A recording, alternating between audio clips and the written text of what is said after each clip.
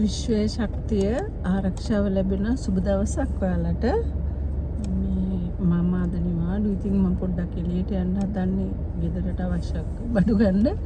ඒක මට හිතුණා මේ පොඩි වීඩියෝ එකක් කරන්න. මම shopping කරන ඒවා ටිකයි තව ටිකටින් ගැන පොඩි දේවල් ටිකක් කියන්න හිතුණා. මොකද මේ ඔෆිස් එකේ ඇත්තටම වීඩියෝ එකක් ගන්න මට හරිම අමාරුයි. මේ හැම වෙලාවෙම කෝල්ස් එන හින්දා ඔෆිස් එකේ වීඩියෝ කරන්න අමාරුයි.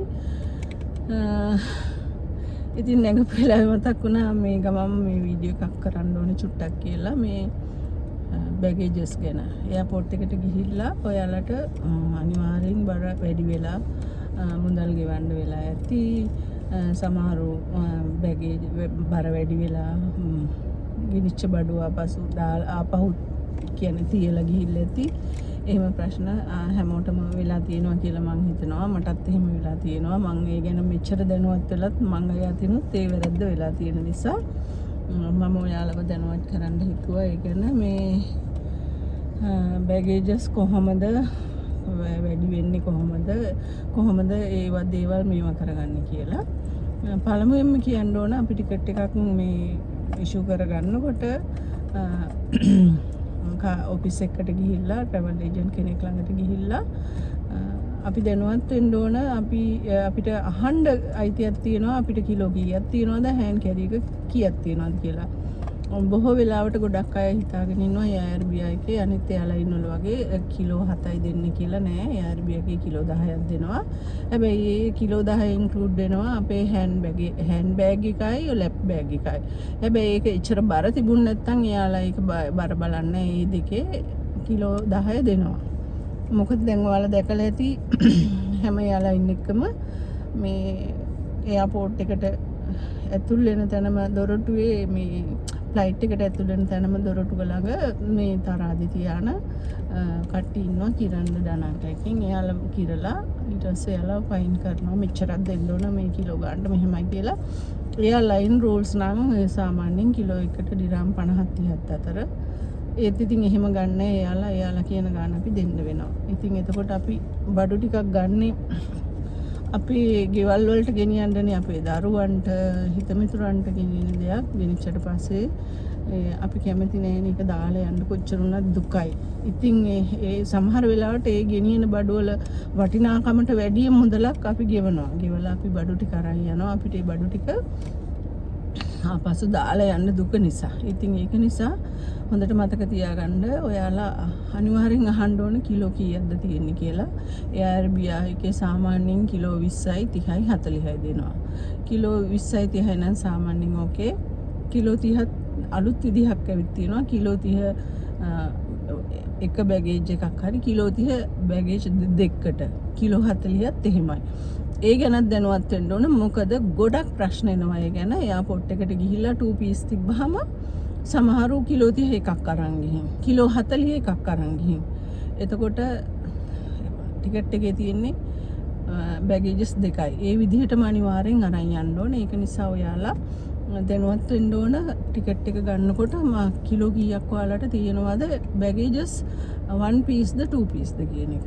කිලෝ 40 නම් අනිවාර්යෙන් 2 piece තමයි වෙන්නේ. කොත් කිලෝ 30යි 10යි එහෙම නැත්නම් 20යි 20යි. ඒ විදිහ තමයි. කිලෝ 10ක් දෙනවා අතේ ගෙනියන්න. ෆ්ලයි ඩුබායිත් ඒ විදිහමයි. හැබැයි අතේ ගෙනියන්න දෙන්නේ කිලෝ 7යි. එමිරේට්ස් එයාලයිනුත් එක එහෙමයි. එයාලගෙත් තියෙනවා ඉෂු කරන ඒ ක්ලාස් එකෙන් ක්ලාස් එකට වෙනස් වෙනවා. ඒක ගැඹුරට මම කියන්නේ ඉස්සෙල්ලා සරලව මම ඔයාලට කියන්නම්. ඒකේ කිලෝ 25 30 40 තියෙනවා. හැබැයි ප්‍රයිසස් වෙනස් වෙනවා. ශ්‍රී ලංකන් එයාලයින් නම් සාමාන්‍යයෙන් කියන්නේ බිසි නැති වෙලාවල් වල කිලෝ 30ක් දෙනවා. එහෙම කියන්නේ ගොඩාක් ට්‍රැවල් කරන මාස ආවහම කිලෝ 30ක් දෙනවා. නැත්නම් කිලෝ 40යි කිලෝ 7යි අතේ දෙනවා. ෆිට් එකත් ඒ විදිහයි අර ෆ්ලයි ඩුබායි වගේමයි. හැබැයි එකම දේ AirB එකේ කිලෝ 10ක් දෙනවා. අනිත් එයාලා ඉන්නවලත් 7ක් කිව්වට කිලෝ 8ක් විතර තිබ්බට ප්‍රශ්නයක් නෑ. එයාලා මේ දෙනවා එහෙම. හැබැයි අර බැගේජස් ඒක තමයි ඒක හරියටම මේ කිරනවා දැන් මේ එයාපෝට් එකේ. ඒක හරිය ලොකු ප්‍රශ්නයක්. මේ මොකද මගේ ඇස් දෙකට මම දැකලා තියෙනවා ගොඩාක් මෙහි වැඩ කරන සහෝදරියෝ ගිහිල්ලා ඉවරලා පව් ඉතින් ඇත්තටම හරිම දුකයි බැගෑපත් වෙනවානේ මෙහිමයි කියලා ඒත් මේ මිනිස්සු එහෙම දෙන්නේ නැහැ නේ. ඉතින් රූල්ස් එකක් තියෙනවා නම් අනිවාර්යෙන් ඔයාලා දන්නවා UAE වල ඒක අනිවාර්යෙන් ඒක ෆලෝ කරනවා. ඒක කිසිම නෑ මේ එකක් පොඩි ඩිස්කවුන්ට් එකක් දෙයි ඒ ඇරෙන්න අනිවාර්යෙන් ගෙවන්න වෙනවා. ඉතින් හොඳම දේ අපි ඒක හරි විදිහට දැනගෙන හරි දැනුවත් වෙලා යන එක. හිතන්නකො බෑගේජස් දෙකකට තියෙන එක බෑගේජ් එකට අරන් ගියාම එතනින් කොච්චර ලොකු ප්‍රශ්නයකට පැටලෙනවද කියලා. තව බෑගේජ් එකක් හොයා ගන්න ඕන. ඒකට ආයෙ බඩු ටික දාන්න ඕන. ආයෙ කිරා ගන්න ඕන. ඉතින් ලොකු වැඩක්. ඊට වැඩිය ලේසිනේ අපි මේක හරියට දැනුවත් වෙලා ටිකට් එක ගත්ත තැනින් අහලා දැනුවත් වෙලා හරි විදිහට කිරාගෙන හැමදේම කරගෙන ගියාම කිසිම කෙනෙකුට ප්‍රශ්නයක් නැහැ. එයාලට ප්‍රශ්නකුත් නැහැ. අපටත් අපේ ගමන කිසිම හංසයක් නැතුව නිදහසේ යන්න පුළුවන් ස්ට්‍රෙස් ගන්න ඕනේ නැති නිසා. ඉතින් ඒ ගැන තමයි ලොකුවට මට ඔයාලට කියන්න ඕනකම තිබුණේ. ඒ ගැන හරියට දේවල් තියෙනවා අහනවා කට්ටිය. එයාපෝට් එකෙන් ගිහින් ප්‍රශ්න දා ගන්නවා. මෙහෙම වුණා මෙහෙමයි කියලා. ඉතින් ඒකින්ද ඒ දැනුවත් වෙන්න බෑගේජ් එක ගත්තාම කිලෝ 30 හරි 40 හරි 2 piece ද 1 piece ද කියන එක ඔයාලා හරියට ඒක අහලා දැනුවත් වෙන්න ඕන කොහොමද කියන එක. ඉතින් ඒක තමයි මූලික කාරණාව. වීසා ගැන පොඩ්ඩක් කිව්වොත් අලුතෙන් වීසා ඇප්ලයි කරනකොට පාස්පෝර්ට් එකේ පළවෙනි පේජ් එක අනිවාර්යෙන් අවශ්‍යයි. ඒක අලුතෙන්ම ආපු දෙයක්. ඒකයි මේ රටේ හරියට රූල්ස් වෙනස් වෙනවා. ඒක නිසා ඒ ගැන නිතරම මේ අපි මොනවා හරි දෙයක් කරනකොට අහලා දැනුවත් වෙන්න ඕන දන්න කෙනෙක්ගෙන්. කටකතා නෙමෙයි දන්න කෙනෙක්ගෙන් දැනුවත් කෙනෙක්ගෙන්. නැත්තම් පහුගිය කාලේ නම් කී දෙනෙක් වීසා වලට බොරු මිනිස්සුන්ට සල්ලි දීලා ගත්තද? මොකද අපේ අය ගොඩ කැමති වැරදි විදිහට යන්න. ෂෝට් කට් යන්න. ෂෝට් කට් යන්න අපි හිතමු ගොඩිරම් 500 700 වීසා එක 500ට දෙනවා කියනවා. කිසි දෙයක් හොයන්නෙත් නැහැ, දන්නෙත් නැහැ, බලන්නෙත් නැහැ. 500යි ලාභයි යම්මු අරයාගේ වැඩි කියලා ගන්නවා. අරගත්තාම වීසා එක දුන්නේ සල්ලි ගත්ත කෙනත් නැහැ. වීසත් නැහැ මොනවත් නැහැ. එහෙම ප්‍රශ්න මට හරියටම එනවා. ඉතින් අපිට ඇත්තට මුකුත් කරන්න බෑනේ එහෙම. මේ වීසා එක මං වීසා සබ්ජෙක්ට් එක ඇත්තටම මං කරන්නේ නැති කෙනෙක්. හැබැයි මං ඒ ගැන දැනුවත්. ඒක නිසා තමයි මං ඔයාලට ඒ ගැන දැනුවත් කරන්නේ. ඒක නිසා ওই ටික මට ඔයාලට මූලිකව කියන්න ඕන වුණා. මේ අනිත් දේ මම මේත් එක්කම මං අද නිවාඩු කිව්වනේ මං. ඉතින් මං එළියට ගිය යන වීඩියෝ පොඩි ක්ලිප් ටිකකුත් ඔයාලට දාන්නම්. තවත් ඉස්සරහට පොඩි වීඩියෝස් මගේ ඩේලි මම මොනවද කරන්නේ මට පුළුවන් විදිහට මම දාන්න බලාපොරොත්තු වෙනවා. විශේෂයෙන්ම ඇත්තටම මට හිතුනේ මෙහෙම වීඩියෝ දාන්න ඕනි කියලා. මේ කියන්නේ මං හරිම බිසි. මගේ නිවාඩු දවසවත් මට පොඩ්ඩක්වත් නෑ වැඩට ගියාම වාඩි වෙලා හරි ඉන්නවා. ගෙදරින් හිටියොත් මගේ නිවාඩු දවසත් හරිම කාර්යබහුලයි මං. ඉතින් මට වැඩ ගොඩාක් තියෙනවා කරන්න. ගොඩාක් පූසෝ ඉන්නවා මං. පූසෝ ගෙදරත් ඉන්නවා, එළියෙත් ඉන්නවා. මං මේ සත්තු ටික බලා ගන්නවා. ආසනීප වෙච්ච සත්තුන්ට බෙහෙත් දෙනවා. ඉතින් මං ලොකු වැඩක් කරනවා. ඒක නිසා මට වෙලාව හරිම අඩුයි. මං ඒ දේවලුත් ඔයාලත් එක්ක ෂෙයා කරන්න හිතනවා. මට මේ විදිහට මං කියවනවා ඔයාලට. ඇයි මට මෙහෙම හිතුනේ ආපහු සැරයක් කියලා.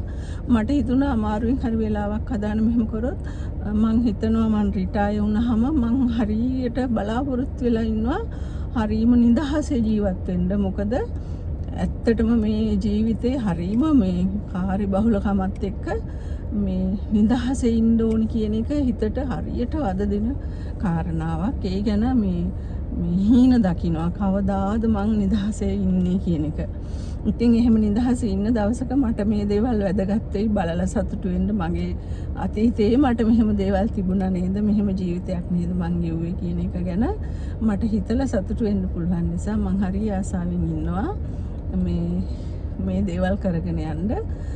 ඊටම මම රිටයර් වෙච්ච දවසක මට මේ දේවල් බලලා සතුටු වෙන්න. ඒක තමයි මගේ ඇත්තටම මූලිකම කාරණාව. ඒත් එක්කම මම කැමතියි ඔයාලව මේ විදිහට පොඩ්ඩක් හරි දැනුවත් කරන්න.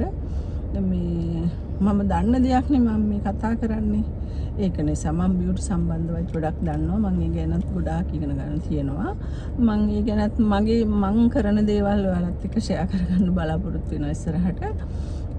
ඉතින් අදට ඔච්චරයි තමයි ඔයාලට කියන්න තියෙන්නේ. එහෙනම් අදට මම ගිහින් එන්නම්. ඔයාලා හැමෝටම සුබ දවසක්. සාමාන්‍යයෙන් බඩු ගන්නේ සතියකට සැරයක්. එතකොට මම දැන් මේ රටේ අවුරුදු 21කටත් වැඩිනේ. මම එතකොට දන්නවා කොයි මෝල් එකේද මේ බඩු අඩුවෙන් තියෙන්නේ, කොයි සුපර් මාකට් එකේද මේ දවස්වල අඩුවට තියෙන්නේ බඩු කියන එක, ලංකාවේ බඩු කොහෙද තියෙන්නේ, ඒ ගැන ඉතින් හොඳ දැනුවත්කමක් මට තියෙන නිසා මම ඉතින් සුපර් මාකට් 4කට 5කට ඇත්තටම කිව්වොත් යනවා. එතකොට ඇත්තටම මම කිව්වොත් මං තනියෙන් ඉන්න නිසා මං ඇත්තටම උයාගෙන කනවා හරිම අඩුයි. මගේ ඔෆ් ඩේ එකට තමයි මට ආස කෑමක් උයාගෙන කන්නේ. අනිත් හැම දවසකම මං ඔය මොනවා හරි සුළු දෙයක් කාලා මේ ඉතින් එහෙම තමයි පුංචිවට දෙයක් කාලා නිකන් ඉන්න. ඇත්තටම උයනවා කියන එක හරි අඩුයි. හැබැයි මේ දවස්වල මගේ පුතා මාත් එක්ක ඉන්න හින්දා මං දවස ගානේ එයාට කෑම උයන්න ඕන. එයාට උණුවෙන් කන්නත් ඕන. එයාගේ හරියට අමුතු කෑම තියෙනවා. එයා කොරියන් ෆුඩ් වලට හරීම කැමති. ඒකින්ද ඩේලි මම එයා බ්‍රෙක්ෆාස්ට් ගන්නෙ නෑ. මොකද එයා උදේ වරුව නිදා ගන්නවා. එතකොට එයා බොහෝ වෙලාවට බ්‍රෙක්ෆාස්ට් කියන්නේ මම දවල්ට හදලා යනවා. එයාට මොනවා හරි මම බ්‍රෙක්ෆාස්ට් ලිස්ට් ගෙනියන හින්දා එයාටත් ඒක තියලා යනවා. එයා ඒක ලන්ච් එකට අරන් මං ආයේ ඕෆ් වෙලා වහම එයාට උණුවෙන් තමයි කන්න ඕනේ. එයා මේ නිවිච්ච කෑම කන්නේ කැමති නෑ. ඉතින් ඒකින්ද නිවිච්ච කෑම කන්න කැමති නිසා මං ඉතින් ඇවිල්ලා උයලා මාත් කාලා පුතාටත් දෙනවා. ඒක නිසා මගේ බරත් හොඳටම වැඩි වෙලා මේ දවස්වල. එතකොට ඉතින් මං සතියේට හැම සතියෙම අවශ්‍ය දේවල් ගේනවා. ඉතින් මං දන්නවනේ කොහොමද වෙන්න ඕන මොනවද කියන්නේ. එතකොට මං දන්නවා බඩු තියෙන අඩුවට තියෙන කඩවල් මොනවද ඒවා ඔක්කොම එහෙම දන්න නිසා ඉතින් සුපර් මාකට් කොහොමත් 3කට 4කට යනවා. ඉතින් මේ එහෙම ගිහිල්ලා අද දවසේ බඩු අරගෙන ආව චූටි වීඩියෝ එකක් තමයි ඔයාලට මම මේ පෙන්නන්නේ. මේ නම් ඉතින් ගොඩක් මෙතන මේ කේරළ සුපර් මාකට් කියලා මේකේ ගොඩක් තියෙනවා ලංකාවේ අපිට අවශ්‍ය බඩු මුට්ටු. මේ ෆිෂ් පෙන්නුවට මම ෆිෂ් නම් මං ගන්නෑ. ඇත්තටම ෆිෂ් මං ගන්නේ ෆිෂ් මාකට් එකට ගිහිල්ලා. මොකද මං ඉන්නේ ෆිෂ් මාකට් එක ළඟ නිසා මේ මම නිකන් මේ වීඩියෝ එක ගන්න ඕනේ නිසා මේවා පෙන්වන්න ඔයාලට. මම මෙහින් ගන්නේ මේ චිකන් විතරමයි ගන්නේ. එළවලු ගන්නවා. මේ ඉතින් පුතා ඒකම කෑම කන්නේත් නෑ. එයාට ඉතින් මං කිව්වේ එයා කොරියන් ෆුඩ්ස් වලට ගොඩක් කැමති. වෙනස් කෑම තමයි හදලා දෙන්නේ. එයා ගොඩක් කන කෙනෙකුත් නෙමෙයි නිසා ඉතින් එයාට උයන කරන දේවල් වලට මං ගොඩ මේවා එකක් එයාට දීලා තියෙනවා. ඉතින් ඔහොම තමයි අද ඒ බඩු ගන්න ගියේ. ඉතින් ආයෙ ඊට පස්සේ මේ සතිය ඊළඟ සතිය වෙනකන් ඉතින් ආයෙ කොහොත් යන්නේ නෑ. මම වැඩට ගියාම මම ඊට පස්සේ ආයෙ හවස 5ට තමයි එන්නේ මේ දවස් ටිකේ. ඊට පස්සේ මේ පෙන්නන්නේ මම ඔයාලට මේ යනකම් ඉතින් පුංචි වීඩියෝ එකක් මේකත්. මේ අනිත් සුපර් මාකට් එකට යනවා. මේ මෙතන සුපර් මාකට් එකේ ගොඩාක් තියෙනවා. මේක යුරෝප් කට්ටිය එන තැනක් මෙතන. හැබැයි බඩු හරියම ගණන් අඩුයි. මේ කියන්නේ චීස් වර්ග, බටර් වර්ග, සොසේජස් ඒ වගේ දේවල් හරිම අඩුයි. එතනින් තමයි මම ඒ වගේ බඩු ගන්නෙ.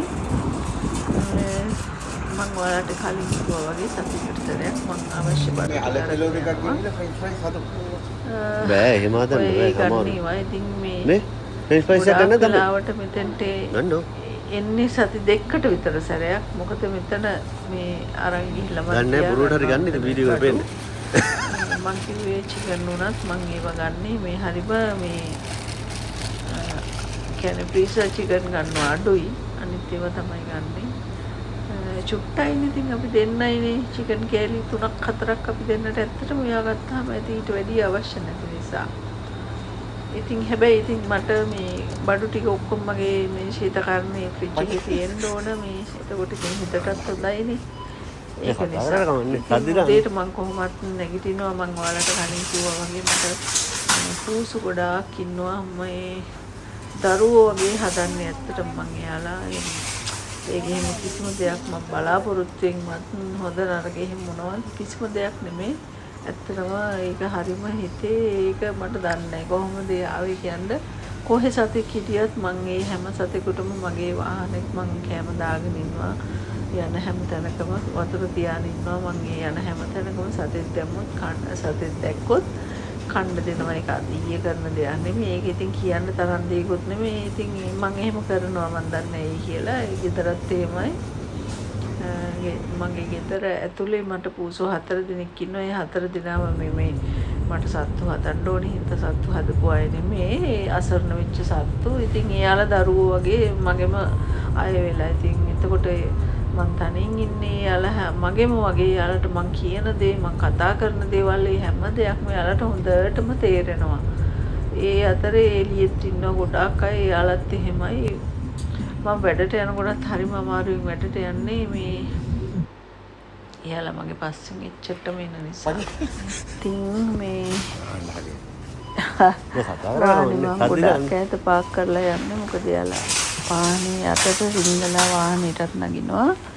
එළියේ ඉන්නවා පැටව 7 දෙනෙක් ඇතුලේ ඉන්න අය පැටව දාපු අය. ඉතින් ඒ අය ලෙඩ වුණාම මං ඇතුළට අරන් එයාලව හොඳ කරලා බහුසරයක් එළියේ තියා ගන්නවා. හේතුව ඉතින් ඇතුලේ ගොඩාක් අය අමාරුයිනේ ඒක කරගන්න හරි අමාරුයි මට. එළියේ ගුවට මගේ මේන් ඩෝ එක අරපුවාම ඒ හරි ඉන්නේ වෙනම එයාලට කවර් කරලා ඔක්කොම කරලා වතුර තියලා එයාලට වෙනම විදිහක් හදලා දීලා තිනවා මං. ඉතින් එහෙම තමයි ලෙඩ වෙන අය හැමෝම ගෙදරට ගිට අරගෙන එනවා මං. ඇවිල්ලා එයාලව හොඳ කරලා අපහු එළියට දානවා. ඒත් ගොඩාක් මේ මොකද මම මේක අදීය කරන දෙයක් නෙමෙයි. කිසිම දෙයක් බලාපොරොත්තුෙන් කරන දෙයක් නෙමෙයි. ඉතින් ඇත්තටම පවසත් කියන්නේ ඒක මම හොඳටම දන්න දෙයක්.